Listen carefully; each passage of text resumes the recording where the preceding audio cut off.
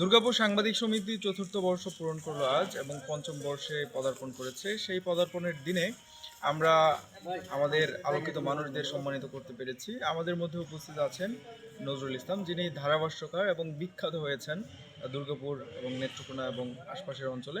আজকে আমরা তাকে সম্মানিত করতে পেরে আমরা নিজেরাই গর্বিত বোধ করছি আমরা, এবং তিনি যে আজকে সম্মানিত হয়েছেন এখন তার অনুভূতি জানবো। আচ্ছা, জনাব নজরুল ইসলাম, আপনি তো আজকে দুর্গাপুর সাংবাদিক সমিতির চতুর্থ বর্ষপূর্তির এই নান্দনিক আয়োজনে আহ, সম্মানিত হয়েছেন, সম্মাননা পেয়েছেন, প্রথমবারের মতো সম্মানিত হয়েছেন। আসলে এই দিনে আপনার অনুভূতি কি? Thank you very much Mamun ভাই। আসলে আমি আজকের এই দিনটাকে কিভাবে যে আপনার কাছে আমি প্রেজেন্টেশন করব, এটা এই ব্যাখ্যাটা আমি আপাতত দিতে পারবো না, কারণ এটার এক্সপ্লেনটা যদি আমি দেই তাহলে অবশ্য অনেক ব্যাপারের সময়, আর এই মুহূর্তে আমার আবেগে অনেক কাজ করছে। এক কথায় আমি যে পুরস্কারটা আপনারা আমাকে দিয়েছেন, এটা আমার কাছে like a Nobel prize. Like a Nobel prize, আসলে নোবেল একটি সম্মানজনক পদক বা সম্মাননা।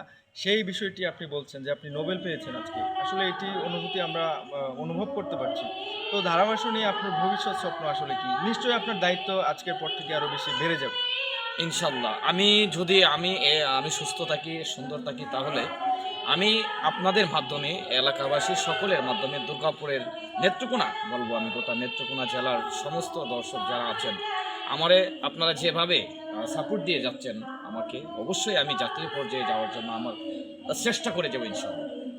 তো আপনি জাতীয় পর্যায়ে যাবার চেষ্টা করে যাবেন বা এখনও সেই প্রচেষ্টা অব্যাহত রয়েছে আপনার। আসলে ধারাভাষ্য নিয়ে আপনার যে ভবিষ্যৎ যাত্রা বা বর্তমান যাত্রা, সেটি সবাইকে নান্দনিকভাবে তাড়িত করছে বা সবাই আপনাকে খুব ওয়েলকাম করছে। এই যে দর্শকের, হাজারো দর্শকের বা লাখো দর্শকের যে ভালোবাসা, সেটি আপনার কাছে কেমন লাগে আসলে? আউটস্ট্যান্ডিং।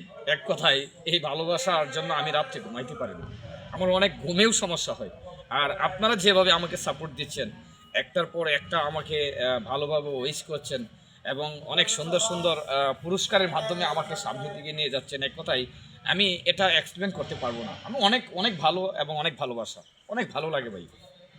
আচ্ছা, আজকে দুর্গাপুর সাংবাদিক সমিতির চতুর্থ বর্ষপূর্তি এবং পঞ্চম বর্ষে পদার্পণ, এই আয়োজন আপনার কাছে কেমন লেগেছে? অসাধারণ। আমি আপনাদের জন্য দোয়া করব এবং সকলের কাছে আপনাদের জন্য দোয়া চাই। আল্লাহ পাক আপনাদেরকে যেন অনেক সুন্দর রাখেন, সুস্থ রাখেন। আর এভাবে প্রতি বছর অন্ততপক্ষে আপনারা, আমি আজকে পেয়েছি, কালকে যেন আমার মতো আরও একজনে পাই।